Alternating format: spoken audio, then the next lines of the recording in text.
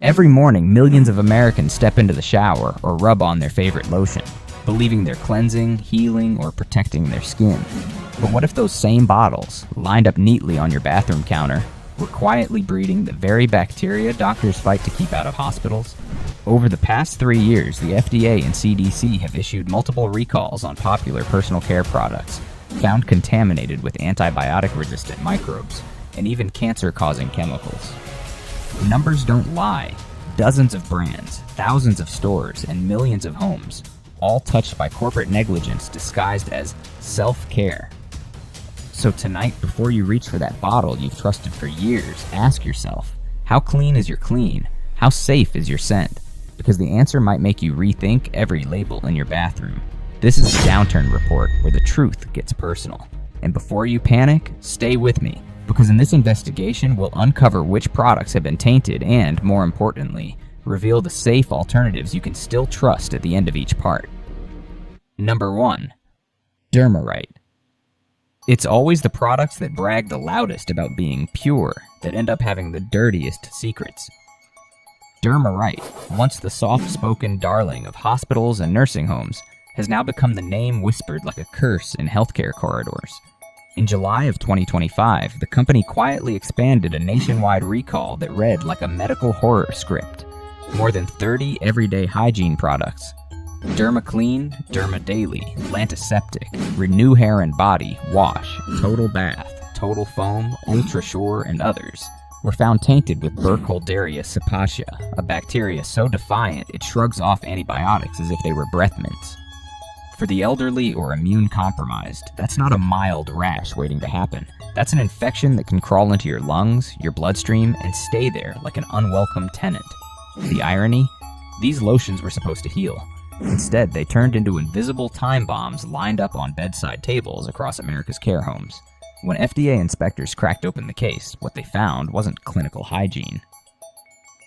It was a bacterial carnival. Filthy rinse water was recycled across batches, corroded pipes were coated with sticky biofilm, and filters were left unchanged for almost a year. You could practically hear the corporate meeting that led to it. Why spend $10,000 fixing filters when we can just add more preservatives? That's not quality control. That's gambling with lives using a corporate credit card. And it gets darker. Internal documents revealed that a company microbiologist warned management 3 separate times about the contamination. The reply came cold and casual. Adjust the formula. Keep production running. 6 words that could serve as the modern-day epitaph for corporate. Conscience. While the ads still showed smiling nurses and peaceful grandmas inside those factories, workers were pulling 12-hour shifts, covering leaks with rags, and relabeling expired ingredients like it was a routine Tuesday. One whistleblower described the smell of the plant as mildew having a midlife crisis. When the recall finally hit, it wasn't the executives who suffered, it was the patients. Nursing homes across the country unknowingly kept using those creams, thinking they were helping fragile skin. Instead, they were spreading infections with every soft stroke. Reports surfaced of cloudy lotion, strange odors, and skin abscesses that refused to heal. In some cases, the bacteria count reached 100 colony-forming units per milliliter, a number high enough to make any hospital administrator's jaw drop. Suddenly, hospital grade didn't mean safety anymore. It meant you were one step away from a medical disaster wrapped in a pretty label. The saddest part? None of this was new. Dermarite had already drawn criticism years before for unsanitary practices during the hand sanitizer recalls of the pandemic era. It's as if they never learned, or worse, never cared. To them, every bottle was just a number, every patient just another cost of doing business. The people left to pay the real price were the same ones America forgets first. The elderly, the veterans, the low-income patients who rely on whatever the hospital hands them. If you're looking for safety that doesn't come with a bacterial side dish, don't just avoid Dermarite, question everything labeled medical grade. Choose brands that still respect the meaning of clean, like Dr. Bronner's Pure Castile Soap, CeraVe Moisturizing Lotion, Aveeno Skin Relief Wash, Eucerin Advanced Repair Cream, or Burt's Bees Sensitive Skin Body Lotion. They may not promise miracles, but at least their factories aren't running a bacteria farm. Because in today's America, where even gentle care can stab you in the back, the most dangerous thing on the shelf isn't what smells bad, or swartinostumemo. It's what smells too good to be true. Number 2. Jergens. Jergens. Ultra Healing promised to mend cracked skin, but the only thing it healed was corporate denial. What millions of Americans thought was their nightly comfort lotion turned out to be a bacterial brew bottled with a smile.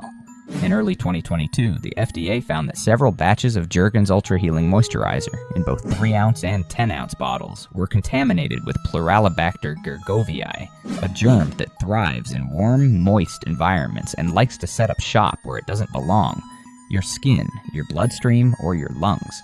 It's not the kind of microbe you'd expect to find in a moisturizer.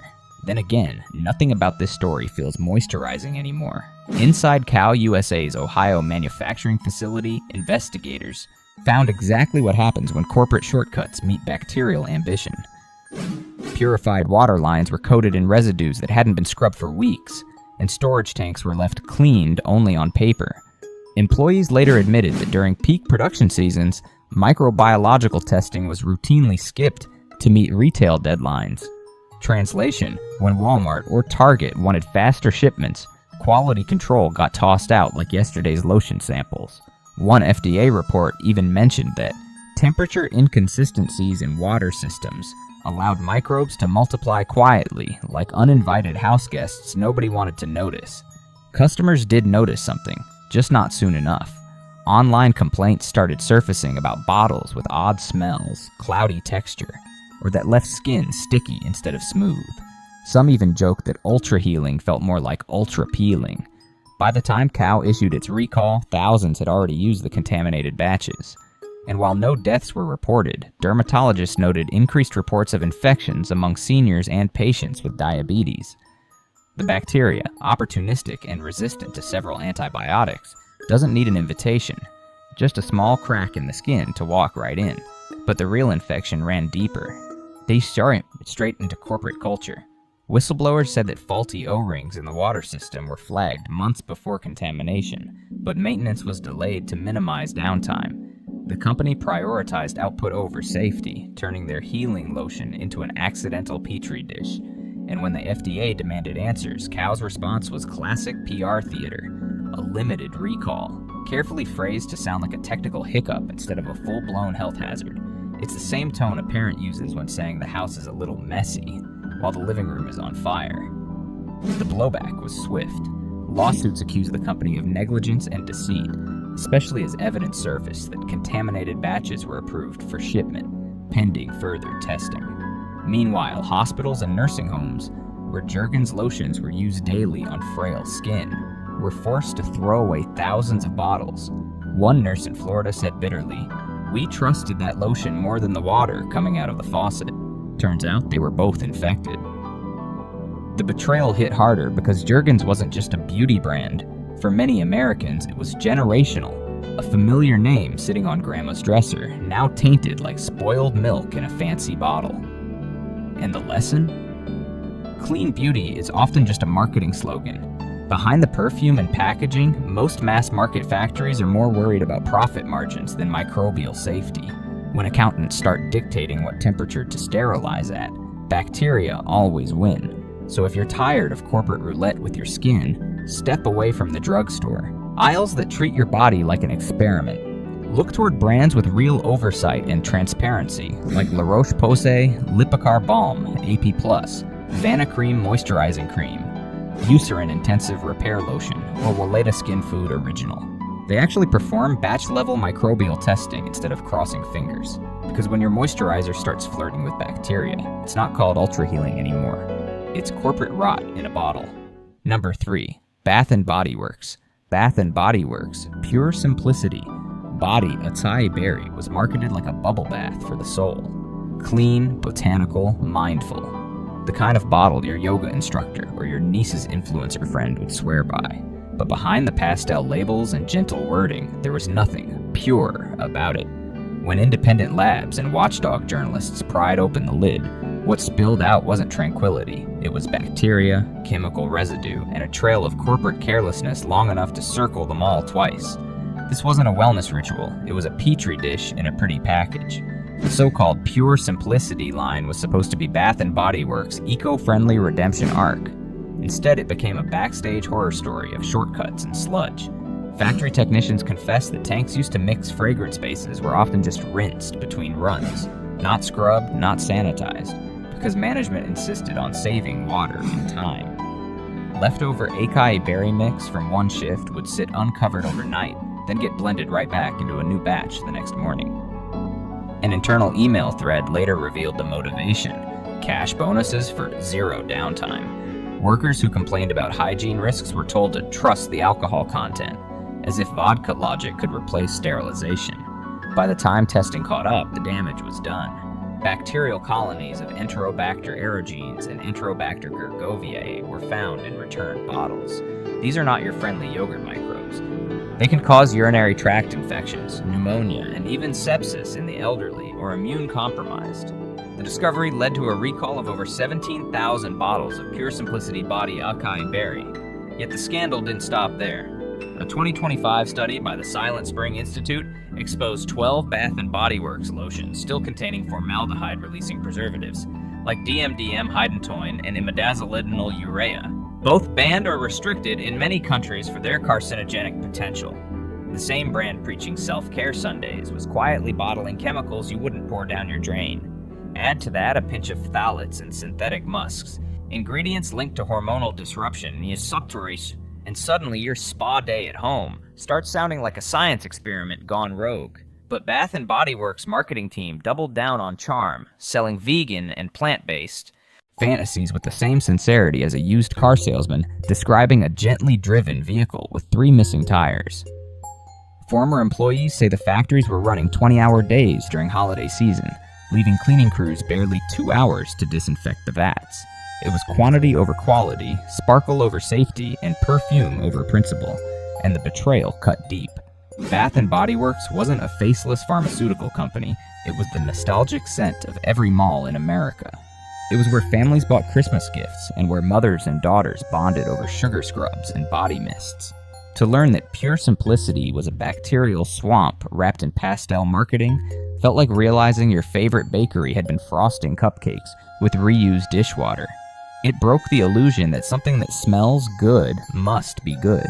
Turns out, fragrance can hide more filth than any basement drain. If you've ever trusted that logo to mean safety, it's time to break up with your loofah companion. Go for cleaner, truly transparent alternatives that don't treat sterilization like a suggestion.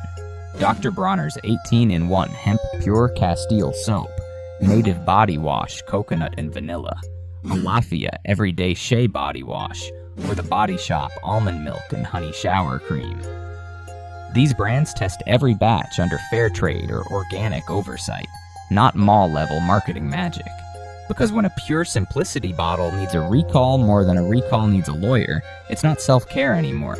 It's self-sabotage bottled in acai berry perfume. Number 4. Sage Natural Wellness. Sage Natural Wellness sold Splish Splash Gentle Baby Wash as if it were liquid innocence itself. A bottle of sunshine and chamomile kisses. The kind of thing every new parent buys, believing purity still exists somewhere between the aisles of marketing and motherhood. But in reality, it wasn't a lullaby. It was a bacterial blues track humming out of Canada. When health inspectors found Pseudomonas aeruginosa lurking inside the formula, that sweet-sounding gentle baby wash became a petri dish for nightmares. This is the same bacteria that hospitals fear, the one that clings to moist surfaces, laughs at antibiotics, and turns minor cuts into infections doctors whisper about. For infants and immune-compromised users, it wasn't just a contaminant, it was a microscopic, loaded gun hiding behind a pastel label. The illusion shattered when investigators traced the contamination back to Sage's natural production facility. Behind the company's smiling green leaf logo were vats of unrefrigerated botanical oils, left sweating under fluorescent lights like forgotten leftovers. Workers described open containers of calendula and chamomile oils developing a slick film on top, the kind you see on soup left out overnight, only to be freshened up the next morning with a splash of new fragrance oil. Managers reportedly told staff to reblend and move on. One whistleblower compared it to adding perfume to spoiled milk and calling it organic. The practice wasn't an accident, it was policy. It kept production rolling and shelves full, even if it meant turning natural skincare into bacterial roulette. During the year-end holiday rush, when demand for Saje's baby line exploded, testing protocols were quietly skipped in the name of efficiency. Quality control staff later admitted that microbial stability checks were postponed to meet order deadlines. Internal documents leaked to journalists showed contamination levels exceeding acceptable thresholds by over 400%. Yet the company went ahead with shipments to both US and Canadian stores. When the recall finally came, it was framed as a precautionary measure. Precautionary? That's like calling a kitchen fire a temperature anomaly. The damage was immediate and personal. Parents across North America began posting online about infants breaking out in rashes, crying uncontrollably during bath time, or developing small infections. Pediatricians warned of potential skin and eye irritation, and public health agencies quietly flagged the incident. But Saje's official response was as polished as their store displays. Vague empathy, lots of commitment to well-being, and absolutely no ownership of their role in the fiasco. Instead, they tried to blame a trusted supplier, as though the contamination had wandered in off the street. Reports later proved that supplier warnings were ignored so that Saje could hit its holiday sales goals. It's the kind of corporate logic that would make even a baby's pacifier look like a better moral compass. The hypocrisy stung more than the bacteria itself. Saje had built its empire preaching purity and mocking mainstream chemical brands, acting as the moral compass of wellness retail. Yet here they were, producing products more dangerous than the ones they condemned. To loyal customers, parents, caregivers, and believers in the all-natural promise, the betrayal felt intimate. They hadn't just bought soap. They'd bought safety, serenity, and a promise that the world could still be gentle. Instead, they got negligence dressed up as nature. For families who still want to trust what they put on their baby's skin, there are better choices, not the loud, lavender-scented sermons of marketing, but brands that actually prove their purity. Burt's Bees Baby Shampoo and Wash, Puracy Natural Baby Wash, California Baby Super Sensitive Wash, and Baby Ganix Foaming Wash and Shampoo are made under third-party microbial testing and pediatrician oversight. These companies refrigerate ingredients, sterilize equipment, and test each batch before it ever reaches your cart. They don't need to chant wellness because they practice it. In the end, Saje's Splish Splash was supposed to sound like bath time joy. But it ended up being the sound of trust slipping straight down the drain. Number 5. Better Homes and Gardens. Better Homes and Gardens. The name alone once painted an image of Sunday comfort. The smell of cookies from the oven, a fresh breeze moving through lace curtains, and a gentle puff of lavender mist that promised calm. But behind that cozy suburban fantasy was something far more sinister, a household killer hiding in plain sight. In one of the most shocking consumer safety scandals in recent American history, Walmart's Better Homes and Gardens aromatherapy room, spray with gemstones, was found to contain Burkholderia pseudomulli, the bacterium responsible for milioidosis, a rare, deadly disease usually found in the muddy tropics, not middle-class living rooms. 4 Americans were infected, including 2 children, and 2 people died. What made it worse was the discovery that this wasn't an unpredictable accident. It came straight from imported essential oils sourced from India that were never sterilized. Walmart had been selling bottles of bacteria-laced wellness mist, a decorative bioweapon disguised as self-care. Investigators later found that the manufacturer, a third-party contractor bidding for Walmart's cheapest fragrance deal, had no validated sterilization procedures, no microbiological testing, and no staff trained to handle imported botanical oils. Workers told federal agents that they saw cloudy residues and gel-like growth inside the fragrance tanks, which supervisors ordered them to wipe away with ethanol-soaked rags rather than conduct proper cleaning. The factory, once marketed as eco-conscious, was essentially a bacterial carnival under fluorescent lights. Even the gemstones inside the spray, Porchibur sold as healing crystals, became cruel symbols of the irony, floating serenely in contaminated liquid like spiritual corpses. When the CDC linked the outbreak to the spray, chaos followed. Hazmat teams were deployed to retrieve bottles from homes across Georgia, Kansas, Minnesota, and Texas.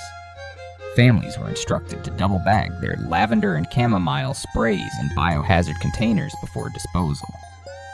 News footage showed suburban parents in masks and gloves treating their once beloved room fresheners like radioactive waste. Walmart scrambled to issue a nationwide recall, pulling the product from all stores, but it was too late. The bacteria had already claimed lives. The company's public statement called it a tragic, isolated incident, yet internal documents later revealed that Walmart had ignored earlier supplier warnings about unsterilized oils, choosing to keep selling because the spray was a seasonal bestseller. In plain terms, lives were exchanged for profit margins. The scandal exposed a dirty secret about the natural wellness industry, that behind the marketing of purity lies a global labyrinth of unregulated imports, unsanitized. Factories and deceptive packaging. Those soothing sprays and therapeutic diffusers often come from facilities where open vats of oil sit beside chemical barrels and rusted machinery. The phrase essential oil infused sounds peaceful, but in reality, it's a microbial lottery where you never know if you're breathing lavender or lung infection. The whole industry thrives on the illusion that natural means safe, when in truth, nature doesn't disinfect itself. Walmart's internal response only deepened the outrage. Instead of enforcing stricter testing for non-food imports, the retailer quietly downgraded its quality control for household goods. They treated fragrance safety like a paperwork formality, not a biological risk. Attorneys for the victims accused Walmart of corporate manslaughter by negligence, arguing that its low-cost, high-volume model created the perfect breeding ground, not just for bacteria, but for moral decay. But once the headlines cooled and the lawsuits settled, the same shelves filled again with new, holiday aromatherapy collections. America moved on, at least those who survived, and the absurdity didn't stop there. Even after the recall, unopened bottles of the contaminated spray began appearing on resale sites as collector's items. People were literally buying the product that had killed others, chasing nostalgia over logic. It was consumerism's most grotesque punchline, the human craving for comfort outweighing the instinct for self-preservation. If you're still misting your home with imported natural fragrances, it's time to trade blind trust for transparency. Choose brands that publicly share their testing results and sterilization standards. Grow Fragrance, Aracacia, and Plant Therapy all use verified microbial screening and disclose ingredient sourcing. Or go for Mrs. Meyer's Clean Day Room Freshener and Poopery, which rely on botanical extracts tested under U.S. regulations, not mystery oil vats across the ocean. Because what happened with Better Homes and Gardens wasn't just a product recall. It was a warning shot. That soothing lavender scent wasn't tranquility. It was death in a pretty bottle, and the only thing it freshened was the air around a collapsing illusion. Number 6. Old Spice and Secret. Old Spice used to be the scent of American manhood, the crisp whiff of aftershave that said, "I work hard, I smell good, and I'll live forever." But by the end of 2021, that scent had turned sour, literally carcinogenic. Procter & Gamble's Old Spice and Secret aerosol sprays, along with the cheekily named Below Deck deodorant powder, were found to contain benzene, a chemical so toxic the CDC doesn't even bother sugarcoating it. It's a Group 1 carcinogen, directly linked to leukemia and blood disorders.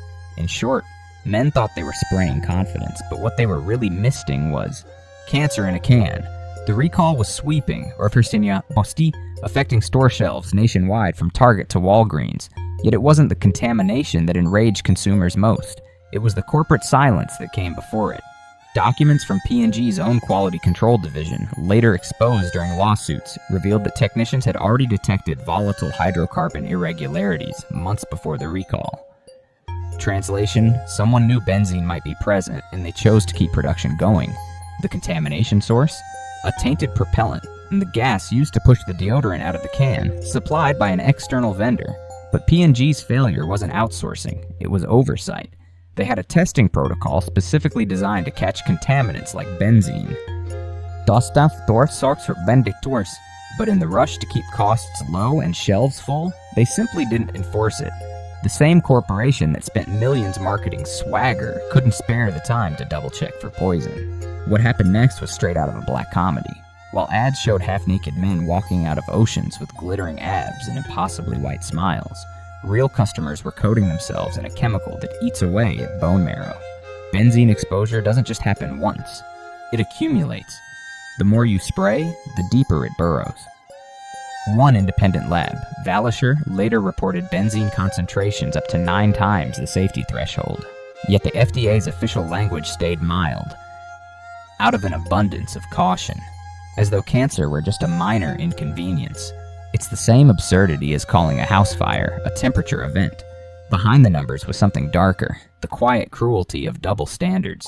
P&G's premium aerosol products sold in Europe and Japan went through rigorous propellant screening, but their US sprays? Voluntary compliance. In corporate English, that means we'll care when we're forced to. American consumers got the budget version of safety, untested, unverified, and coated in nostalgia. It's almost poetic in its cynicism. The same blue-collar men who made Old Spice a household name were the ones breathing in its betrayal. One internal memo even spelled out the company's moral compass in a single sentence. Trace benzene poses negligible risk.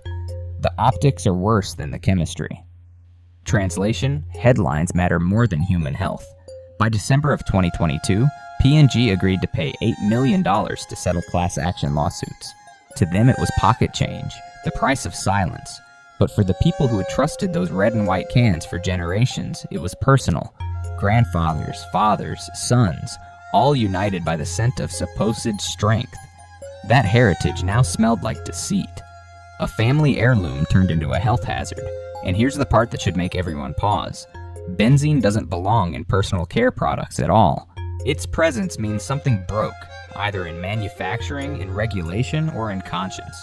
When working-class Americans are told their daily hygiene routine carries acceptable levels of cancer risk, it's not hygiene anymore.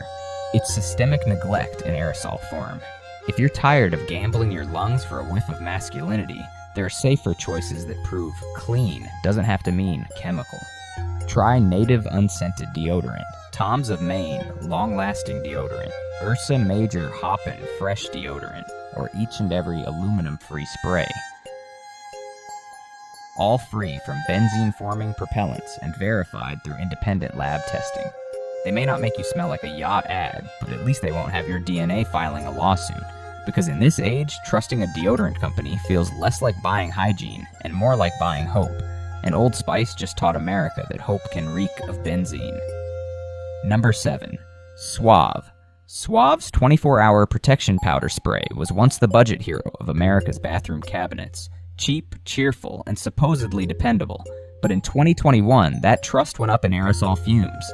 Independent lab Valisher found benzene, a known carcinogen linked to leukemia and blood cancers, inside multiple Suave deodorant cans. Tests showed levels over 5 parts per million, more than twice the FDA limit. It was like finding gasoline in your orange juice. Invisible, odorless, and deadly in doses so small you'd never suspect. By the time Unilever admitted the contamination and issued recalls, millions had already sprayed this ticking toxin directly on their skin. The betrayal hit hardest because Suave wasn't a luxury brand. It was the people's brand, sitting on drugstore shelves in every small town, a daily ritual for working-class Americans just trying to feel clean. Yet internal memos later revealed that Unilever had known about volatile chemical inconsistencies for months.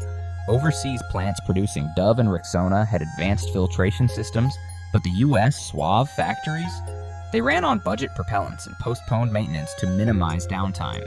In other words, safety depended on how much you paid. Consumers got affordability, and in exchange, a side of benzene. The fallout was swift. A class action lawsuit accused Unilever of knowingly selling hazardous products and hiding behind tested safe labels. The company paid $2 million to settle, then issued a PR statement full of buzzwords like proactive recall and commitment to quality. But those words didn't scrub away the stench of betrayal. For countless families who had used Suave for decades, the recall wasn't just a health scare, it was proof that even the most ordinary, affordable product can carry extraordinary danger when corporations stop caring. If you want real safety, switch to non-aerosol deodorants like Schmidt's Natural Deodorant, each and every you. Aluminum-free or Arm & Hammer Essentials. They cost a few dollars more but won't shower you in carcinogens for convenience. After all, Suave promised 24-hour protection, and tragically it delivered. From sweat, perhaps, but not from corporate neglect. When safety becomes a luxury, awareness is survival. Subscribe now before the next trusted brand turns deadly in your own home.